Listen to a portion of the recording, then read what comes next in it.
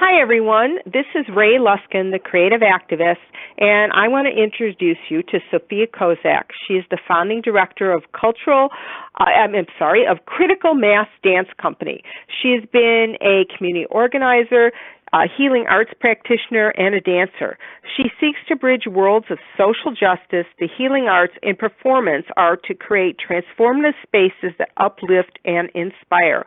Welcome, Sophia. Thank you. It's so great to be here. I am so happy you're here, too. Okay, I think I took you off speaker, so that should be easier. Okay, can you hear me better? Yes.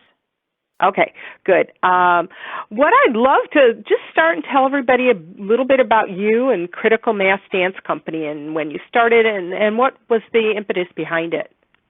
Sure.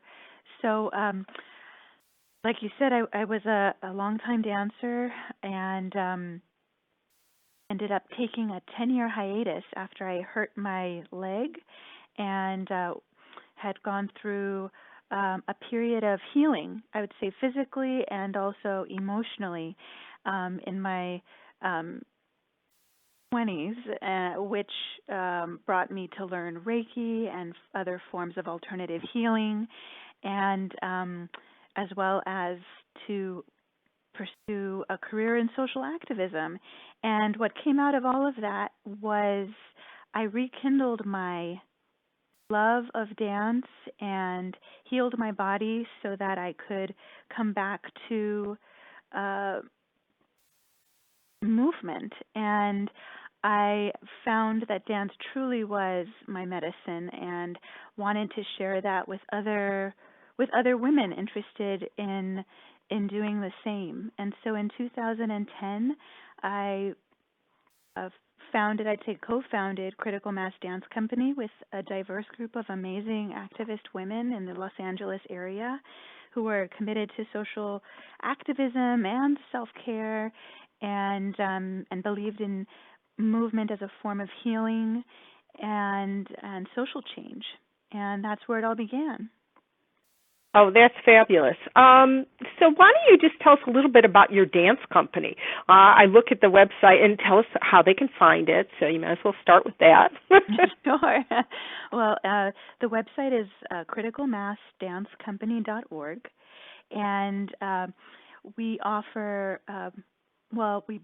Critical Mass Dance Company is set up to support community health as well as women's leadership and social change through both dance practice and performance. So we have a performance dance company that puts on shows of blacklight dance theater that blend dance and flow arts under a black light, which is a UV reactive light that makes everything glow and illuminate in the dark. And we put together shows about around healing themes and social justice themes. Can you just give us an example? Yes, we have a show called. We just premiered a new show called Arco Iris, the Rainbow Bridge, which is about connecting into the heart to access our own inner wisdom and the wisdom of our ancestors for healing and to kind of build bridges between us from different places and cultures. So we just. I noticed as I was reading that you do have a diverse cultural. Everybody's from somewhere else and a different background. Right. Was that intentional, or is this just for this show, or is this part of your company all the time? It's an important part of who we are as a company. Is the respect for diversity, the honoring of each other's cultural differences and dance practices, and seeing those as strengths, and bringing those together in different ways for our shows. Mm-hmm. Okay. Let me just go back a little bit to you and dance and how that impacted your life. I know you said it helped you heal. In what way did it help you heal? Dance has always been an expression of joy for me. As a child, it was the way that I shared my joy with others, and I felt most fully expressed as when I was dancing. And there was a point in my growing up where something changed that. And through this healing journey that I've gone through myself, found my way back to my joy through dance, and really rekindled this dream I had to be a dancer when I was younger. And so through movement and specifically a practice called Dance from the Heart, which I teach through the company, I found how we can move energy through the body using movement for our healing and upliftment. Well, I love the title anyway. I have a book called Art from My Heart, so I totally get it. And when you say that, it's like that's how I found my joy too. I mean, it was my healing tool was the art. That actually drawing and painting and journaling and those are all the ways that I found my joy again as well. So I truly relate to that. And why don't you tell us a little bit more about your program? Sure. So Dance from the Heart, we offer classes here in the Los Angeles area, and we have a home practice kit that anybody can pick up to learn these very simple 7 steps using movement to manifest whatever dream or goal that we have for ourselves. And through the workshops and through the home study kit, folks can learn this process for themselves and use it in their home or in community with others to manifest their dreams. Can you go into a couple of the steps so people get a clearer idea of what that means? Sure. So the whole practice involves connecting into the heart to open the heart even more and using the heart to release anything that no longer serves and tap into that inner wisdom that that can help us manifest our dreams. So the movements are all directional, meaning they send energy down or up through the heart or out or in, and using those directions, we move energy through the body so that we can step into, embody that which we really want to create in our lives. Oh, I love that. So I know you wrote this book, so why don't you just tell us a little bit about your process about writing a book? Because I think as creative activists, that's part of it. How do we find our voice, and how do we share it with the world? The process of writing this book was so fascinating for me. I had started writing, I got in December 2012, I got a pretty strong hit that I just had to start putting some ideas down on paper. And in fact, on a drive home from the Bay Area, I basically, on those 6 hours in the car, I was just recording things coming to me that really became the basis of this book. It took another 4 years for me to find the courage, I would say, to put pen to paper and really finish this book so I could share it with others. And every morning I would start in a meditation, and my meditation would take me to the places I needed to go with my book. And it was a wild ride. And I'm so, at the time I was also getting the support from a coaching group to help me actually write the book. But that aspect, that element of writing, I would have never imagined that being such an integral part of my own process of writing this book. Go go into that a little bit more. I know for me, I started to write. I had a long journey to write as well. I mean, I started one book in 1993, which I never did finish, and then I got I worked with a coach and then with a group, and and then I had my first book in 2010, and then I heard a whisper, and then I wrote The Creative Activist, and it was a much because I was really in that container of support, and I started my morning with a ritual as well and a prayer. It made such a difference in my ability to sit down and write the book. So I know for me, I needed those elements to work through. Who do you think you are? Why would anybody listen to you? Those were some of the voices that kept coming up for me. What about for you? Certainly, well, for working through an internal dialogue of if I share this, what will people think? Becoming more visible and putting myself out there in this new way. There really was quite a journey to express my voice in a more public way, and for that to be okay, and to trust that nothing, that if anything, it was going to allow me to connect with more people and have a deeper, more intimate interaction with them, rather than fearing, that it would diminish or somehow generate judgment. So it was quite an internal journey. Oh, I totally agree.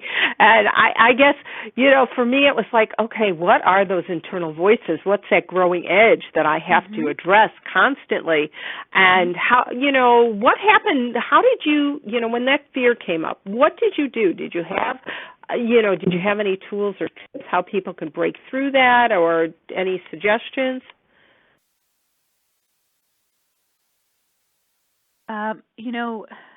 Certainly meditation helped.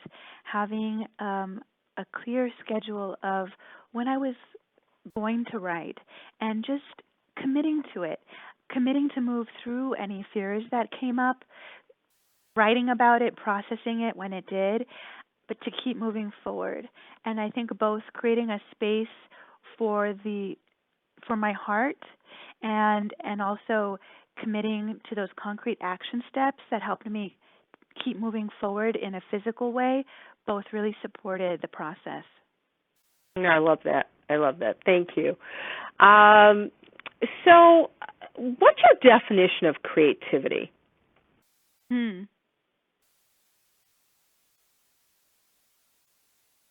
Wow. Well, that is creativity for me is, and I write about this a lot in the book. I refer to it as creative energy, and for me, it's basically that life force energy flowing through all of us at any given time that has the potential for our full expression and creative power. And I believe creativity is that we always have access to it, and it's learning how to connect through the heart to our imaginative, creative power, to really express who we fully are in the world. I love it. Creativity in that, but so do you have any tips for people when they're feeling stuck to get into that creative space, to open up their heart in that way, besides meditation? And do you have any other tips that you do, maybe, I do. That is really the basis of Dance from the Heart. It's through movement, and specifically this movement process, I found for me it helped me get out of my head, which is where I found the judgment and the mind chatter and the fear. It was getting in the way. And by moving in these various ways, it helped me drop down into my body and into my heart so that I could access my creativity and kind of get out of my own way. And through through the physical act of moving, I moved through the fear and released whatever was there and allowed the truth to be uncovered and the creativity to come through. Mm. Who are some of the people that have inspired you? Well, I have to say there's a couple of writers, specifically Barbara Marx Hubbard is somebody that I've just found incredible inspiration from, and would say she's probably one of the major inspirations for writing this book. Certainly, dancers in what I would call the conscious movement have inspired me in the work. Can you talk that about they what do. the conscious movement is? Because I'm not sure I've ever heard that term before. Well, I don't know if it's. I think people also will talk about ecstatic dance or sacred movement. Okay, that I've heard. I've never heard the conscious movement term Conscious before. movement Okay, is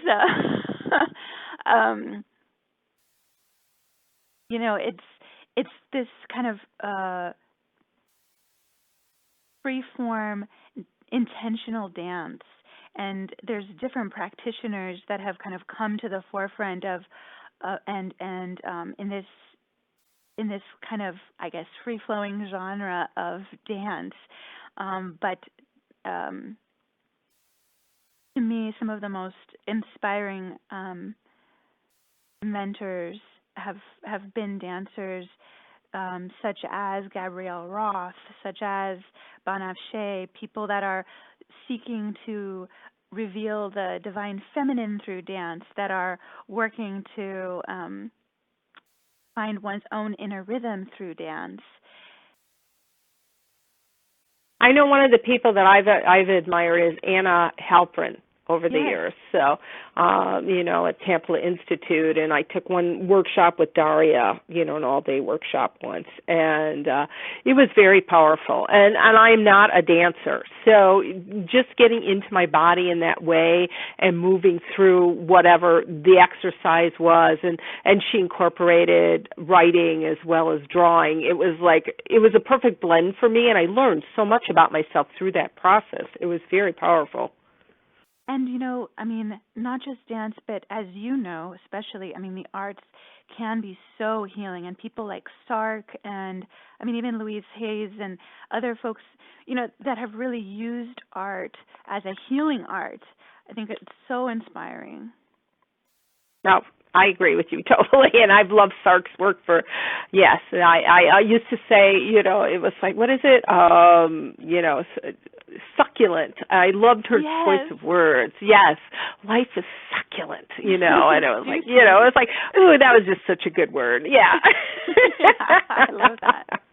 I know too. So, you had mentioned that you work with people in developing leadership. Can you talk about that a little bit? Well, through the process of joining the dance company, activist women get a number of opportunities to develop their own voice, their own movement, and their own leadership skills. And by getting involved in the dance company in various ways, not just as a dancer, but also helping, through their volunteerism to put on the shows, to be out in the community, to teach classes. There's so many ways to grow as a leader within this space, and we really believe that everybody's a leader, and the organization is structured in such a way that everyone can contribute their gifts, skills, and knowledge to support the whole. That's a very different approach to say everyone's a leader. I believe that. I think we all have what I say is we have a sphere of influence because we all interact with somebody. We can all be role models, mentors, and volunteers, and that's in the world that I inhabit. But I love the way that you say that you can all lead through the arts, and that we have. I see the arts for myself, especially, is about. The arts are a way to break through cynicism, apathy, fear. It's about community engagement and advocacy as well as healing. That's Yes. those are the areas that I see the arts make such a huge difference and give us all opportunities as artists as well as witnesses, and being able to appreciate the arts, because I do believe it opens up our hearts and minds in such a vast way that it bypasses all that jumble in our brain. Yes. Oh, I totally agree. And it's such a platform, like you said, for activism and advocacy in a way that, like you said, it connects to people's hearts, and so that all that, well, you believe this and I believe that, and all the kind of the thought forms that take place in those kind of mental spaces, it kind of all melts away, and those conversations can happen in kind of a heart-centered way through the arts. And the arts can also be used to question, to challenge, to critique. I mean, all of that is also incredibly valuable. But it's an incredible form of expression. How do you think we can get the word out about this? Because I believe that we need to really use the arts in a more proactive way to work with community leaders, business leaders, to connect and collaborate. Because I think, especially with the way things are so critical right now, and there's hate, there's bigotry, racism, all this stuff is just rising to the surface, and I don't think we have a way to address it. That is helpful, and just instead it promotes fear, and I don't know what that answer is, but that's the things I want to explore, and I believe that. So I'm open to suggestions and ideas. It's such a great question, and as you know, part of my background and experience in the professional world has been as a community organizer, and I definitely believe in the power of coming together, working together with community organizations that are committed to raising consciousness and having these dialogues and creating change. And I think arts and art is such a critical piece of that. And so how can we as artists work in tandem with our local and national community organizations? We're certainly looking at doing that more this year as well. And how are you approaching that? We have built over time relationships with certain nonprofits in the area that align with some of the issues and themes of our shows and our work, and we've done it in different ways. We've had them come to our shows to speak and table and advocate. We've gone to them and offered workshops and participated in their events and even rallies and marches and things of that nature. So I think it's all, it's both and. Mhm. I agree with you. It's just, I think we need to keep talking about this, and I'm actually having an event on December 1st, a 2-hour, what's your big idea event, because it is the 16 days of activism for ending violence against women. Starting on the 25th. And so I want to host something where we can come together. I want to share some of the ideas that some of the artists I've spoken to are doing to end violence using the arts, because there's so many people who live in communities where they don't have access, and why create the wheel when somebody's already doing it? That kind of thing. And then I want to share a platform and let people start, what's your big idea, and see if we can support each other and find that community that comes together. So I hope you'll join us on that call. I think we just need to keep doing this and creating this community of what I call creative activists, because I think that they tend to, up until now, have been very isolated. They're not working together. Rather, they work independently. And I think we need to come together in a more cohesive way. Absolutely. Any opportunity to build community with each other, and it sounds like a wonderful way to bring folks doing this work. And I would certainly love to be involved with that.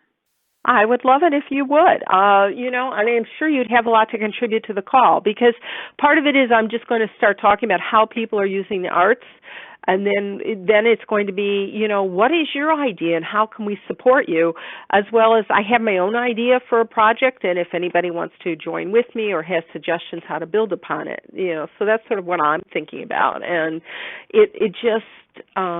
It's been there a while, this project, and I'm hoping to get it out into community. I don't own it in that sense. It was given to me. It was a download, and I need to share this because I feel it's just a really important piece of, and I don't have a title for it, and that's one of those things it's like at one point I was calling it the healed heart, and it's really about, what is your idea? What is love? And there's all these different things. What is respect? What is equality? What is peace? And each one, I would ask people to develop an art project around it. But it's not just them. They start here, but they have to go out in the community and talk to somebody older, somebody younger, somebody of another religion, a sexual orientation, a first responder. So you start a community dialogue to find out really what people are thinking and feeling and see if you can come together, and eventually after you've gone through, let's say 6 or 7 of these things, you could create a town hall around it. So, and some kind of art project. That's what's come to me, and I'm hoping that some other people will jump on board and, take it to their communities.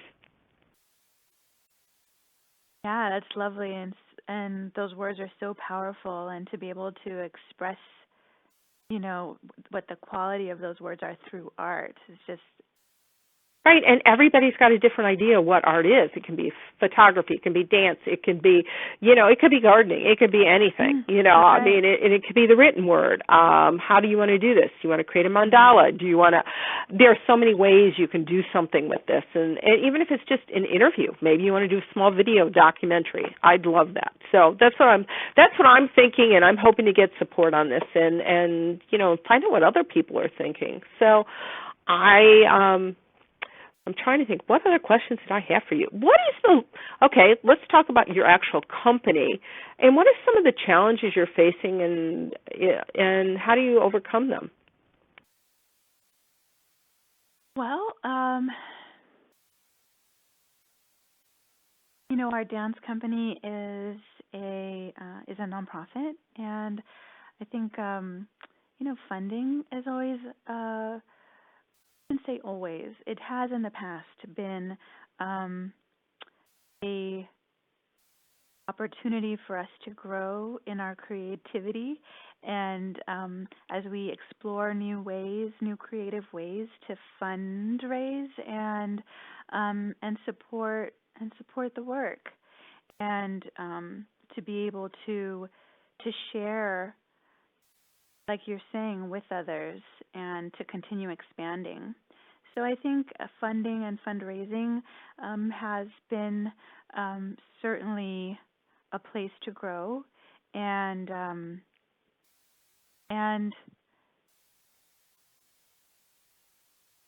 think also just like you said, the opportunity to connect with other groups who might not be doing exactly what CMDC Critical Mass Dance Company does, but to find partnerships and to build collaboration and to work together in ways that are, win-win-wins, that support and uplift everyone's kind of collective vision.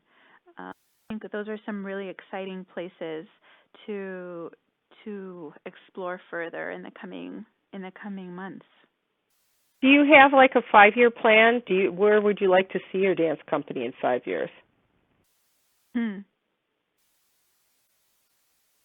I would like to see us performing more and even possibly touring.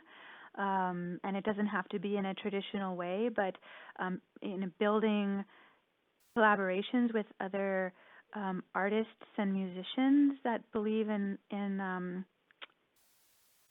creative expression and heart-centered art making for healing and activism. Certainly would love to see Dance from the Heart growing and having more opportunities to share it with more folks around the country and beyond, and connecting with other women who want to join the company and be part of our dance leadership program for women to grow into that. I love that. So if you were talking to someone who said, I want to make a difference today, and they just don't know where to begin, what would you tell them? Make a difference in what way? In the world? They want to be, use their gifts, their talents, their art, and they don't know where to begin. What would you tell them?